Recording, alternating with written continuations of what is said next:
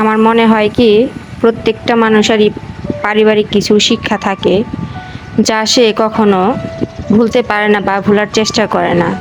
তার পরিবার থেকে যে শিক্ষাটা সে নিয়ে আসে ওই শিক্ষা নিয়ে সে ভবিষ্যতের দিকে চলে। সো হ্যালো ভিউয়ার্স, আসসালামু আলাইকুম। কেমন আছেন সবাই?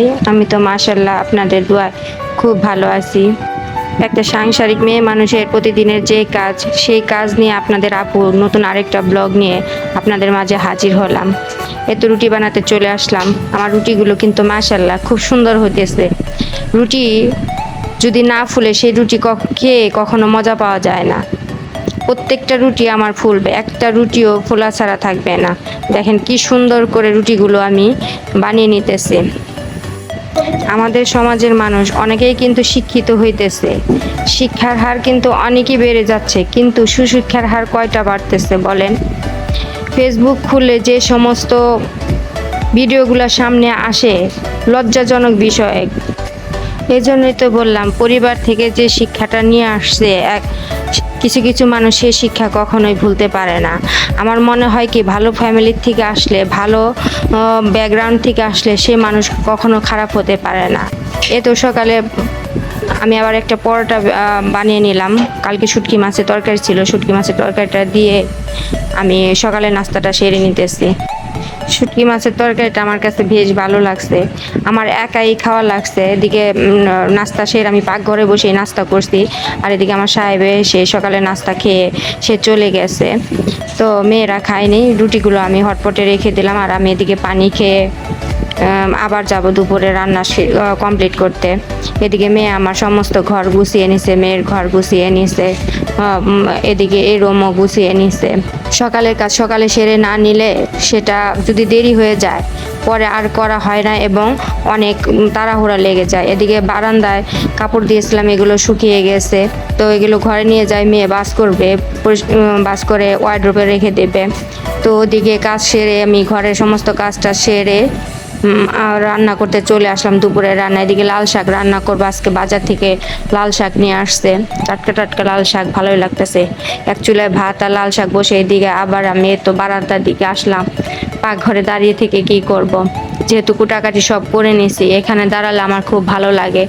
আকাশটাকে সকালের দিকটা দেখলাম পরিষ্কার, এখনই দেখেন কেমন যেন একটু মেঘলা মেঘলা হয়ে গেছে।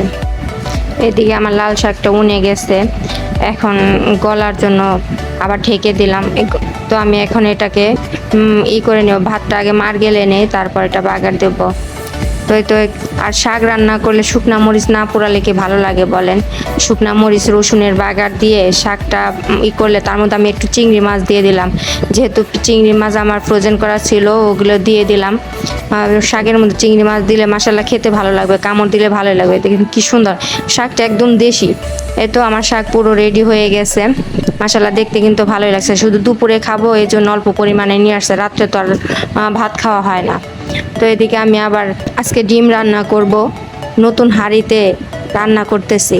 নতুন হাঁড়িতে রান্না করতে কিন্তু ভালোই লাগে, বিশেষ করে যারা রাঁধুনি তারা নতুন নতুন হাঁড়ি পাতিল হলে খুব ভালো লাগে রান্না করতে। তো আমি পেঁপে দিয়ে ডিম রান্না করব। অনেক দিন হয় পেঁপে দিয়ে ডিম রান্না করি না, আমার কাছে পেঁপে তরকারিটা অনেক ভালো লাগে, ঠান্ডা গরমের মধ্যে পেঁপে তরকারিটা খুব ভালো লাগে। ওদিকে পেঁপে বসাই দিয়ে আবার চলে আসছি, দেখেন এদিকে গুড়ি গুড়ি বৃষ্টি পড়তেছে, বৃষ্টি নেমেও গেছে। একটু আগে দেখলাম মেঘলা মেঘলা বৃষ্টিও নেমে আসছে। আর এদিকে আমার তরকারিটাও দেখেন মাশাআল্লাহ কি সুন্দর একটা কালার আসছে, ডিমের তরকারি। ডিম তোমার প্রতিদিন ডিম লাগে, মেয়েরা ডিম ছাড়া তো আমার চলে না, মেয়েরা ডিমই খাবে, মাছ খাবে না। ডিম, মাংস, ভাজি, ভর্তা এগুলোই খাবে। তো এই তো আমার ডিমের তরকারি প্রায় হয়ে আসছে, তো আমি আরেকটু ঢেকে রেখে দেব আর একটু নরম হওয়ার জন্য। এদিকে দেখেন এই যে প্রচুর বৃষ্টি নামতেছে, ঝুম বৃষ্টি। তো একটু ক্যামেরায় ক্লিপ নিয়ে নিলাম। তো এদিকে আমার পুরো রান্না কমপ্লিট, দেখেন আমার ডিমের তরকারি, লাল শাক, গরম গরম ভাত, ভালোই লাগবে। বৃষ্টি যেহেতু নামছে খেতে ভালোই লাগবে।